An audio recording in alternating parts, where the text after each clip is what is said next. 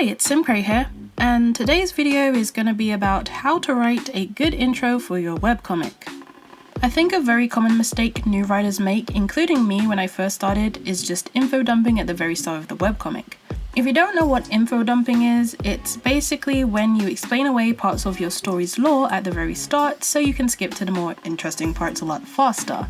And in my opinion, that's the worst way you can make an intro. Because if you actually stop and think about it, after a potential reader sees your cover art and maybe reads your description, your first real chance to make a real impression on them is your intro.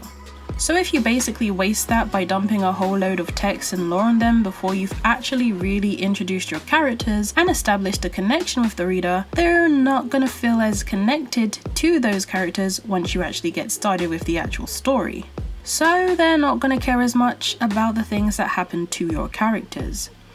In my opinion, your intro should be used to establish three main things. 1. Who is the main character? Meaning, show your readers what the main character's personality is like through their actions. 2. Where are we?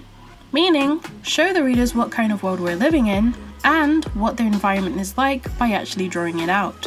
And 3. What is the plot or overall vibe of the story? Meaning, set up or give some kind of idea what the rest of the story is going to be like. My tip for this is to set up a small-scale scenario for your main character that can allow you to essentially show off the main character and a small part of your world and plot. However, you should be careful not to include things in your intro if it's not something that's going to be relevant in the story again.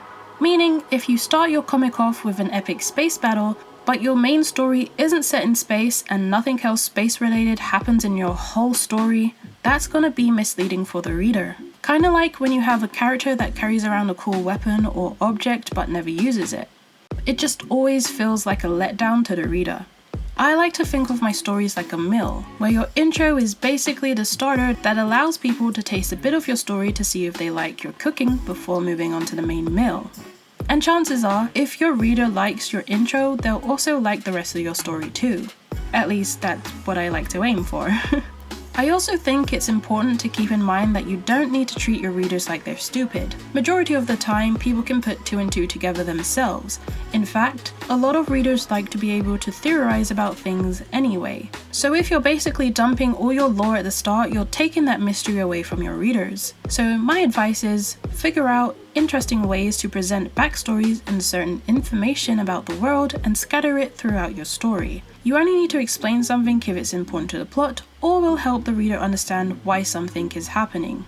Also, mini side note, if you're finding a particular scene boring to work on, or you don't feel motivated to work on a particular plot, change it and make it into something you would feel excited to work on. Because if you're not already happy with how things are going, that feeling's probably not going to improve much or go away. There have been certain scenes in my webcomic where I've completely changed something or rewritten a whole scene to make it more interesting for me to draw. Like for example in chapter 3 of my comic, which is basically about Sky enrolling into the program/university, I could have done something simple and just had Sky go to an office and sign a few papers and be done with it, but that would be boring to draw. Boring for my readers, nothing interesting would have been learnt about the world I made, not to mention that wouldn't even fit the aesthetic of the world either. Anyway, that's all I got for this video today, and like with all of my videos, everything I've said here is only meant to be taken as advice. You can take and leave whatever you want, as long as it works for you. This just so happened to be what worked for me, and I hope it's useful to you in some way too. If you'd like to follow me, all my social links will be in the description. Links to my webcomic, Another Cliche, will also be in the description below.